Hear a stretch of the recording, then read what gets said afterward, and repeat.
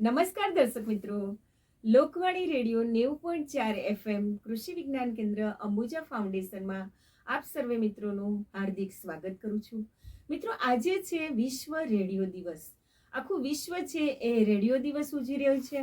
અને ખાસ કરીને ઘણા બધા લોકો સુધી એક જ સમયે આપણે જે પહોંચવું હોય તો આ એક જ માધ્યમ છે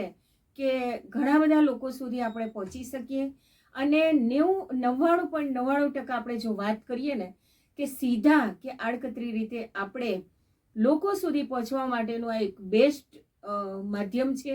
મિત્રો, આપણે જોઈએ છીએ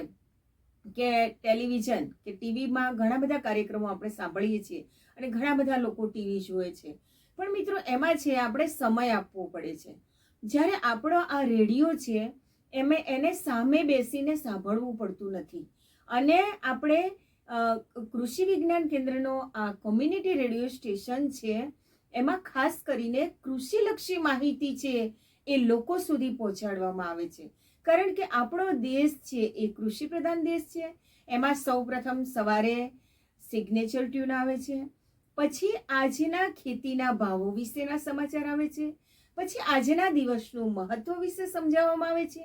ત્યારબાદ 15 થી 30 મિનિટનો ખેતીલક્ષી કાર્યક્રમ કે અત્યારે જે પાકોનું વાવેતર આપણે કર્યું છે એ પાકોની વિશેષ માહિતી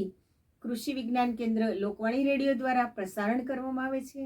અને આખા અઠવાડિયાનું એક શિડ્યુલ બનાવેલું છે મિત્રો, કે જેમાં અલગ અલગ માહિતી એ તમારા સુધી પહોંચી શકે છે. આપણે ખેતી કામ કરતા હોય ત્યારે આપણે પાળત કરતા હોય, વાવેતર કરતા હોય, હાર્વેસ્ટિંગ કરતા હોય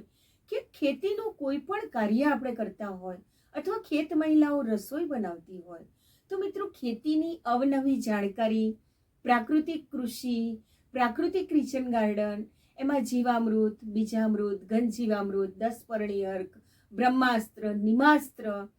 આ બધી વસ્તુઓ, આ બધા કેવી રીતે આપણે બનાવી શકીએ, ખેતીમાં આપણે કેવી રીતે આગળ વધી શકીએ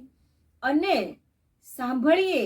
એ આપણને વધારે યાદ પણ રહે છે. વાંચતા વાંચતા ક્યારેક આપણે અમુક મુદ્દા મિસ કરી ગઈએ છે,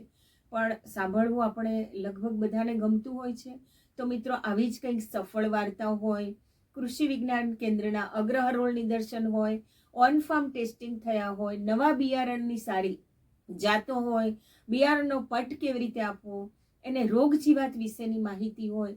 જમીન વિજ્ઞાન એટલે કે જમીન અને પાણીના નમૂનાના પૃથ્થકરણની વાત હોય, એમાં કયા કયા તત્વો કાઢી આપવામાં આવે છે અને એનો આખો રિપોર્ટ આપવામાં આવે છે.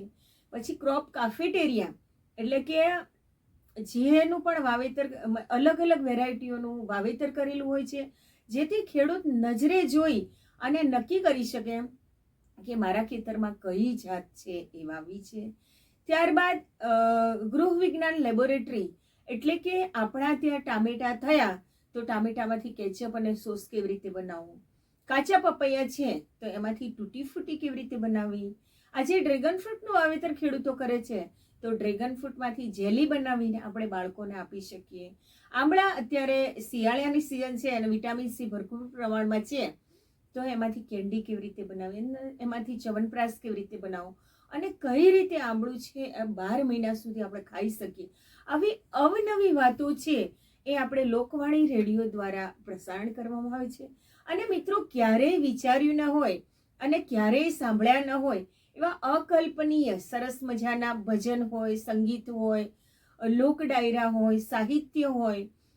ગુજરાતી જૂના ફિલ્મી ગીતો હોય કે જૂના હિન્દી પિક્ચરના ગીતો હોય,